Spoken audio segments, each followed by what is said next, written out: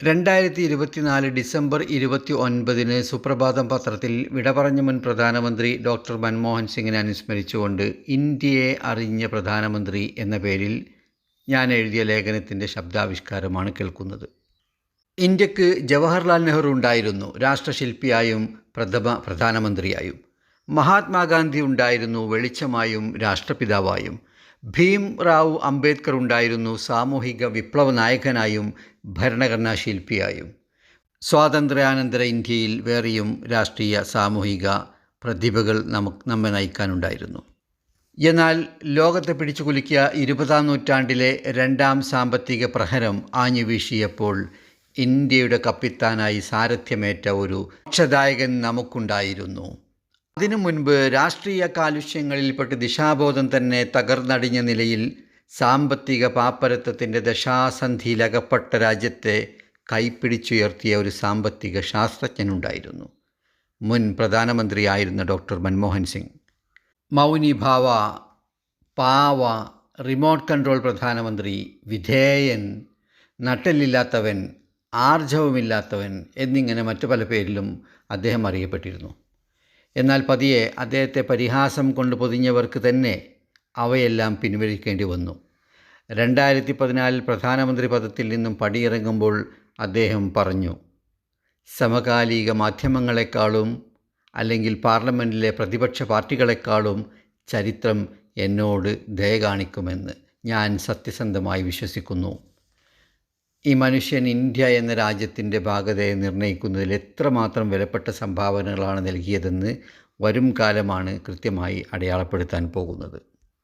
ലോകത്തിലെ ഏറ്റവും ആദരണീയരായ നേതാക്കളിൽ ഒരാൾ എന്ന് ഇൻഡിപെൻഡൻറ്റും നെഹ്റുവിന് ശേഷമുള്ള ഏറ്റവും മികച്ച പ്രധാനമന്ത്രി എന്ന് ഫോബ്സും പറയുന്നു.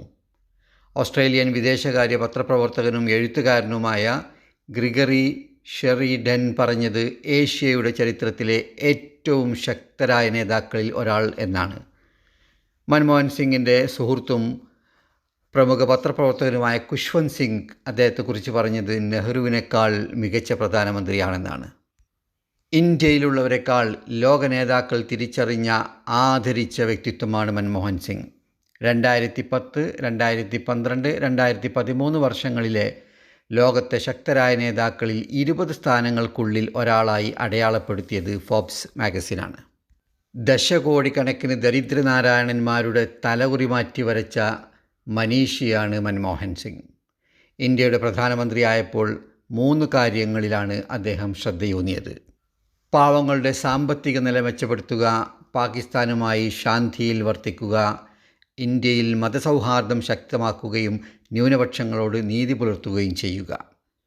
പ്രധാനമന്ത്രിയാകുന്നതിന് മുൻപ് അദ്ദേഹത്തെ രാഷ്ട്രീയത്തിലേക്ക് കൊണ്ടുവന്നത് 1991 നരസിംഹറാവു ആണ്.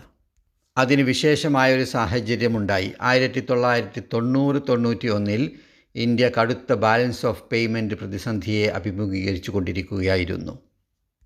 NRI റെമിറ്റൻസ് മന്ദഗതിയിലായി. ഗൾഫ് യുദ്ധം കാരണം എണ്ണവില വർദ്ധിച്ചു. ധനക്കമ്മി GDPയുടെ 8.4% വരെ ഉയർന്നു. പണപ്പെരുപ്പ നിരക്ക് 6.7 നിന്ന് 16.7% ഉയർന്നു. രാജ്യത്തിൻ്റെ കടമിടപാട് തിരിച്ചടവ് വരുമാനത്തിൻ്റെ 30% വർദ്ധിച്ചു. രാജ്യത്തിൻ്റെ വിദേശ നാണ്യ കരുതൽ ശേഖരം 15 ദിവസത്തെ ഇറക്കുമതിക്ക് മാത്രം തികയുന്നതായിരുന്നു, അഥവാ $1 ബില്യൺ കൂപ്പുകുത്തി. ഇന്ത്യ വിദേശ കടബാധ്യതകൾ തിരിച്ചടക്കുന്നതിൽ വീഴ്ച വരുത്തും എന്ന അഭ്യൂഹങ്ങൾ ലോകമെമ്പാടും പടർന്നു. വായ്പക്കായി ലോകബാങ്ക് ഉൾപ്പെടെയുള്ള അന്താരാഷ്ട്ര ബാങ്കുകളിൽ RBI സ്വർണം പണയം വെക്കാൻ തുടങ്ങി. സാമ്പത്തിക വളർച്ചയും കാര്യക്ഷമതയും പ്രോത്സാഹിപ്പിക്കുന്നതിനുള്ള പരിഷ്കാരങ്ങളുടെ ആവശ്യകത ഉയർത്തിക്കാട്ടുന്ന നയരൂപകർത്താക്കൾക്കായുള്ള മുന്നറിയിപ്പായി ഈ പ്രതിസന്ധി മാറി. നരസിംഹറാവുവിന് ഒരു കാര്യം മനസ്സിലായി: നിലവിലുള്ള സാമ്പത്തിക നയവുമായി മുന്നോട്ട് പോയാൽ ഇന്ത്യക്ക് പിടിച്ചു നിൽക്കാൻ കഴിയില്ല എന്ന വസ്തുത. അങ്ങനെയാണ് ലോകമംഗീകരിച്ച സാമ്പത്തിക ശാസ്ത്രജ്ഞനായ രാഷ്ട്രീയക്കാരനല്ലാത്ത മൻമോഹൻ സിംഗിനെ ഇന്ത്യയുടെ ഏറ്റവും നിർണായകമായ ധനകാര്യമന്ത്രി പദത്തിലേക്ക് റാവു കൊണ്ടുവരുന്നത്. താങ്കൾ സത്യപ്രതിജ്ഞ ചെയ്യാൻ ഒരുങ്ങിക്കൊള്ളുക എന്ന് പ്രധാനമന്ത്രിയുടെ പ്രിൻസിപ്പൽ സെക്രട്ടറി അദ്ദേഹത്തിൻ്റെ വസതിയിൽ ചെന്ന് പറഞ്ഞപ്പോൾ ആ തമാശ ആസ്വദിച്ച് ചിരിക്കുക മാത്രമാണ് അന്ന് UGC ചെയർമാനായിരുന്ന മൻമോഹൻ സിംഗ് ചെയ്തത്. എന്നാൽ തൊട്ടുടനെ പ്രധാനമന്ത്രി തന്നെ നേരിട്ട് ഫോണിൽ വിളിച്ചപ്പോഴാണ് ഇത് കളിയല്ല, കാര്യമാണ് എന്ന് അദ്ദേഹത്തിന് ബോധ്യപ്പെട്ടത്. ധനമന്ത്രി പദം ഏറ്റെടുത്ത ഉടനെ തന്നെ LPG എന്ന പേരിൽ അറിയപ്പെടുന്ന ഉദാരവൽക്കരണം, സ്വകാര്യവൽക്കരണം, ആഗോളവൽക്കരണം എന്നീ സാമ്പത്തിക രംഗത്തെ ഘടനാപരമായ മാറ്റം അദ്ദേഹം നടപ്പിലാക്കി. ഇന്ത്യയൊട്ടുക്കും പ്രക്ഷോഭങ്ങൾ പൊട്ടിപ്പുറപ്പെട്ടു. നെഹ്റുവിൻ്റെ കാലം തൊട്ട് നാം നടപ്പിലാക്കിക്കൊണ്ടിരുന്ന സോഷ്യലിസത്തിൽ അധിഷ്ഠിതമായ മിശ്ര സമ്പദ് വ്യവസ്ഥ നാം കൈയൊഴിയുകയാണ്. രാജ്യത്തെ വിദേശികൾക്ക് തീരെഴുതി കൊടുക്കുകയാണ്, മുതലാളിത്തത്തിലേക്ക് കൂറുമാറുകയാണ് എന്നൊക്കെയുള്ള വിമർശനങ്ങൾ ഇടതുപക്ഷത്തു നിന്നും വലതുപക്ഷത്തു നിന്നും ഉയർന്നു വന്നു. എന്നാൽ അപ്പോഴൊക്കെയും പൂർണ്ണ സ്വാതന്ത്ര്യം നൽകിക്കൊണ്ട് പ്രധാനമന്ത്രി ധനമന്ത്രിയുടെ കൂടെ തന്നെ നിന്നു. അന്ന് മൻമോഹൻ സിംഗ് എടുത്ത പോളിസി ഷിഫ്റ്റാണ് ആധുനിക ഇന്ത്യയുടെ സാമ്പത്തിക നട്ടെല്ലായി പിന്നീട് പരിണമിച്ചത്.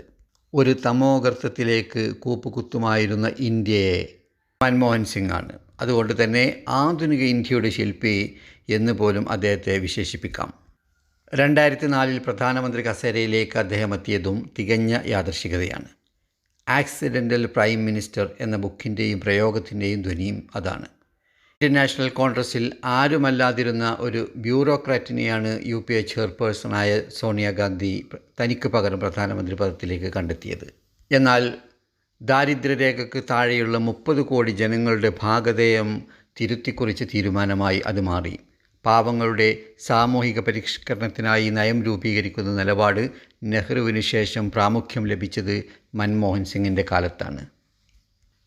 TK നായർ, ഡോക്ടർ ബിനോയ് അടക്കമുള്ള PMO ഓഫീസർമാർ പറയുന്നത്, തീരുമാനങ്ങൾ എടുക്കുമ്പോൾ നിങ്ങൾ ആലോചിക്കേണ്ടത് ഇന്ത്യയിലെ ഏറ്റവും ദരിദ്രനായ പൗരനെയാണെന്ന് ഇടയ്ക്കിടെ അദ്ദേഹം ഓർമ്മിപ്പിക്കുമായിരുന്നു എന്നാണ്.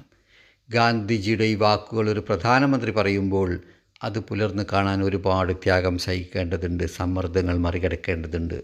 എന്നാൽ മൻമോഹൻ സിംഗ് എന്ന പ്രധാനമന്ത്രി ഓരോ ഇന്ത്യക്കാരനോടും വിധേയനായിരുന്നു എന്നതാണ് വാസ്തവം. കർഷകരുടെ കടമെഴുതിത്തള്ളൽ, ദേശീയ ഗ്രാമീണ തൊഴിലുറപ്പ് പദ്ധതി, ഭക്ഷ്യ സുരക്ഷാ പദ്ധതി, ദേശീയ വിദ്യാഭ്യാസാവകാശം, ഗ്രാമങ്ങൾ തോറും പ്രാഥമിക കലാലയങ്ങൾ, പുതിയ IITകൾ, ബാങ്കിംഗ് സിസ്റ്റത്തിൽ കാതലായ പരിഷ്കാരങ്ങൾ, സെയിൽസ് ടാക്സിന് പകരം VAT നികുതി, വിവരാവകാശ നിയമം, സച്ചാർ കമ്മിറ്റി എന്നിവയൊക്കെ മൻമോഹൻ മാജിക്കുകളായിരുന്നു. ആണവ നയം നടപ്പിലാക്കിയത് അദ്ദേഹത്തിൻ്റെ അസാമാന്യമായ നിശ്ചയദാർഢ്യത്തിൻ്റെ തെളിവായിട്ട് ചരിത്രം രേഖപ്പെടുത്തും. സയൻസ് ആൻഡ് ടെക്നോളജിയിൽ ഇന്ത്യ കുതിച്ചുചാട്ടം നടത്തിയതും സമാധാന ആവശ്യത്തിന് യുറേനിയം ലഭ്യമാക്കിയതും ഊർജോൽപാദനം 10 മടങ്ങ് വർദ്ധിപ്പിച്ചതും അടക്കമുള്ള വലിയ വിപ്ലവമാണ് ആണവ നയത്തിൻ്റെ നേട്ടം. 4800 പരം ടെക്നോളജി ട്രാൻസ്ഫർ അതുകൊണ്ടുണ്ടായി.